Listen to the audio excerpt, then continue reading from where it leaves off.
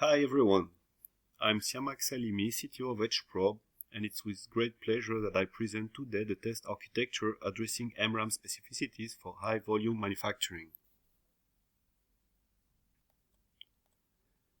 In this presentation, I will start by introducing the baseline test flow for SoC in HVM, followed by what specificities we need to address for MRAM testing. Then I will present the corresponding test architecture we developed, and I will finish with a summary.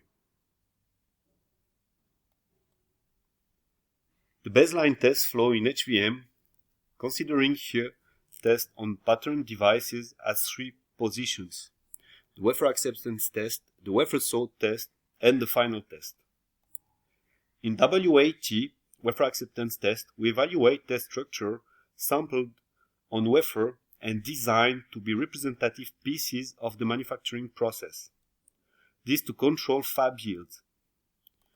In wafer sort, we test the chip product to validate functionality on a fairly large test coverage to control the product yield. Then, after assembly, similar tests than wafer sort are executed with test coverage dependent on the techno and market application, and we monitor here the final product yield.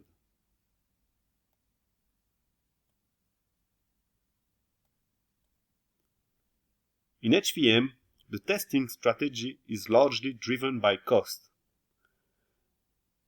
And if we look at what is impacting the most the test cost, we have first the device yield. Like if we do no test or bad test, this leads to poor yield management abilities. We need the tester really addressing technology specificities and the related potential failures. The second driver for test cost is the testing time, which is quasi-linear with the cost of test. Question now is how to address that in the case of MRAM.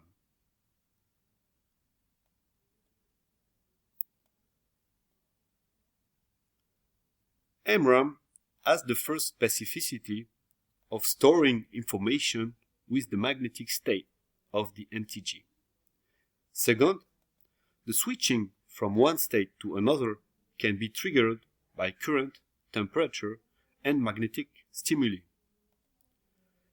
Then it should be evaluated in testing from these three dimensions.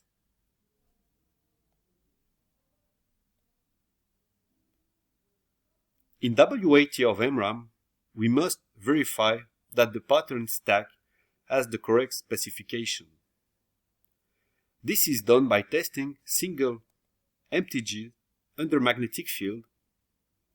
Then we should verify the writing spec with electrical stimuli, followed by checking the temperature dependence and the stability of the state.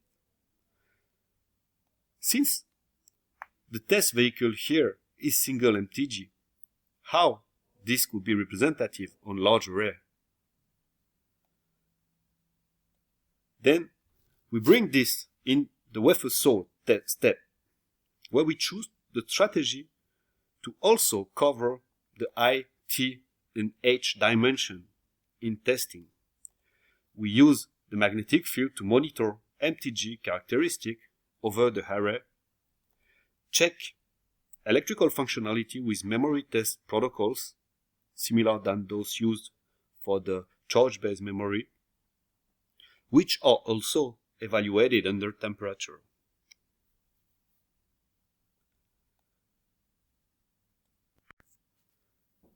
In the following, I will present the test equipment we developed for testing MRAM in WAT and WS, addressing both MRAM technology specificity and testing time requirement for high volume manufacturing.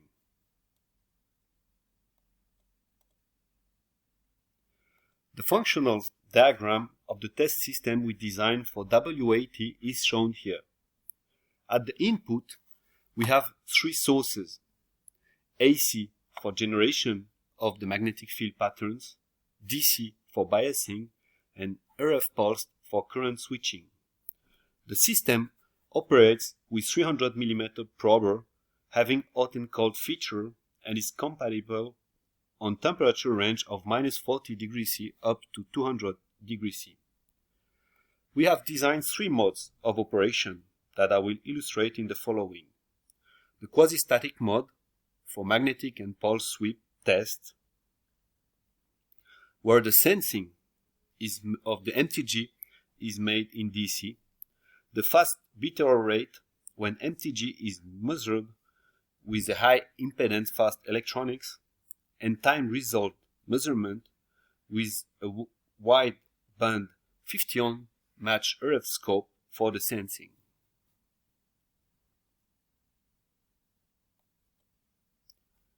In quasi-static mode, we extract the magnetic parameters and switching characteristic and breakdown voltage of the MTG.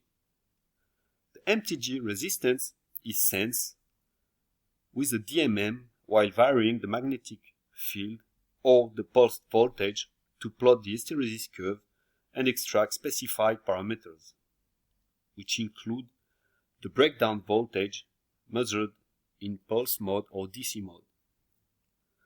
We optimize the test flow in terms of testing time to reach less than 1 second per DUT, this with several loops of field and pulse voltages. Per cycle timings are of 100 milliseconds for RH and 50 milliseconds for IV and breakdown.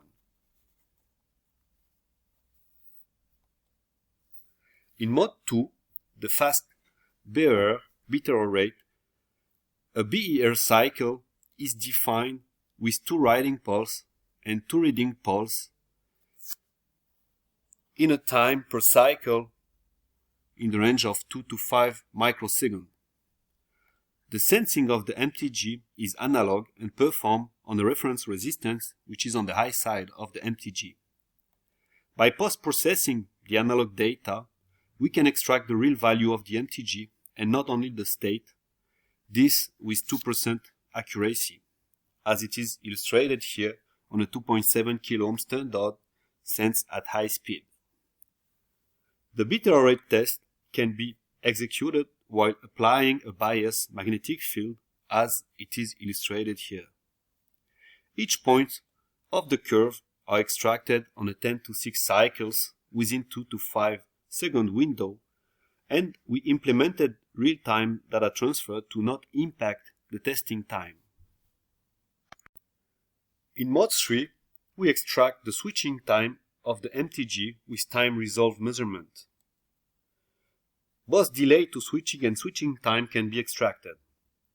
We have implemented time resolve measurement in both reflection and transmission, and we illustrate here some switching curve on single pulse event measured without averaging, so quite instantaneously, and this to switch AP to P or P to AP under a bias field oriented or parallel to the free-layer switching orientation or anti-parallel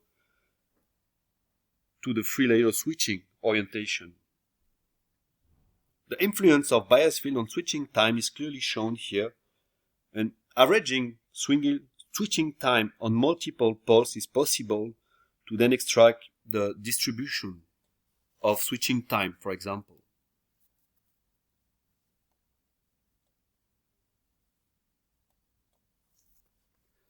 The parametric testing on single MTG gives pretty all the information on the device. However, from that, it is hard to predict the magnetic parameter over megabit or gigabit arrays, just from few samples on the wafer. Indeed, the distribution of coercive field and anisotropic field over the array due to process variation and defects are not visible. Then, we propose to monitor the magnetic characteristic of MTG on the array directly on the MRAM product. For that, we designed a system dedicated for wafer sort and chip functional measurements. The system aims in extracting more info on an array of a bit cell than current 1 or 0 states. It is operating at wafer level with a memory tester, and the equipment has two sub-modules, electrical rack synchronized with the memory tester, and a magnetic test head docked on the prober head plate, which is operating with probe card that can have a high count of needles. The test head is mounted in direct docking on the prober and integrates a 3D magnetic generator connected to a 6-axis robot, enabling auto-alignment of magnet to probe. The alignment of probe to wafer being done by the prober. The test head embeds a robotized FCU, a field calibration unit, integrating a 3D hole probe to measure in a volume at the test area the 3 components of field, and this with a spatial resolution in the range of few micrometers. The system is light in terms of facility requirement since it is air-cooled and only requiring electrical power to operate.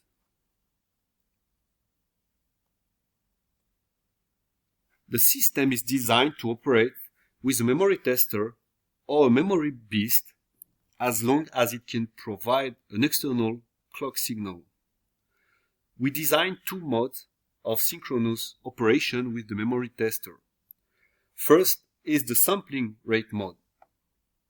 In this, field generation is triggered only at the starting by the first trigger provided by the memory tester, and in case of sweeping this mode, a trig out is provided at each field steps.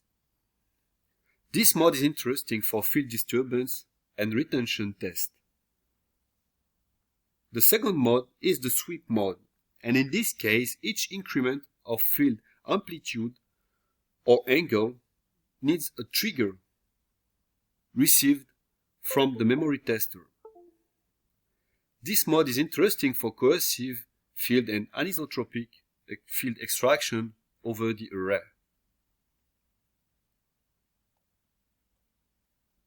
The magnetic field characteristics of the 3D magnetic generator are presented here in the perpendicular and planar field configuration. We plot the perpendicular field and planar field versus the magnet to wafer spacing. Standard operation is specified at 4 mm spacing between magnet and wafer, and we demonstrated operation at this spacing with probe card having up to 200 probe needles and a mechanical stiffener. At 4 mm spacing, perpendicular field is of 4 kΩ and in-plane field at 1.4 kΩ. To operate at lower spacing, so in this gray area, we become more dependent with the probe card design and the corresponding pad set. However, it is possible.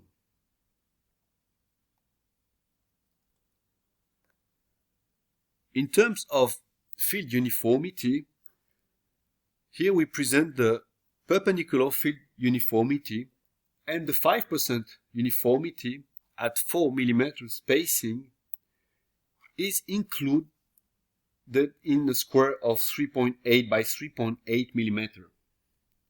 This enables the extraction of magnetic parameter of each bit inside the entire array.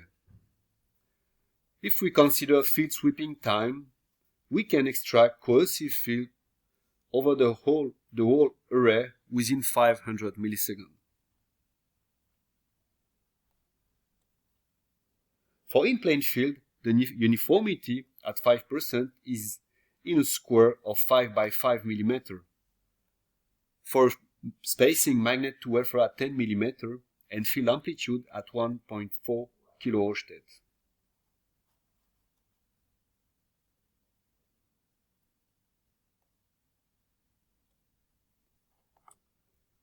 I will now do the summary of my presentation.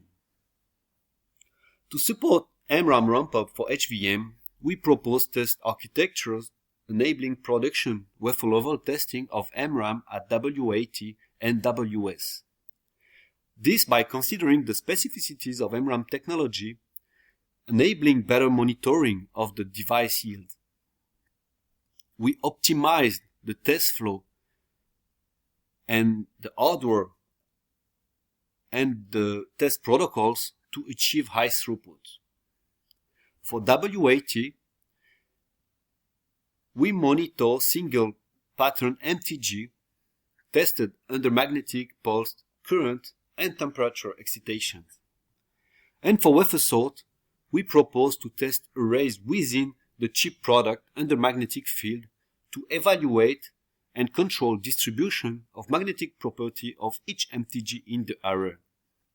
This is done with the memory tester, where the current stimuli is provided by the memory tester and the temperature stimuli provided by the wafer prober.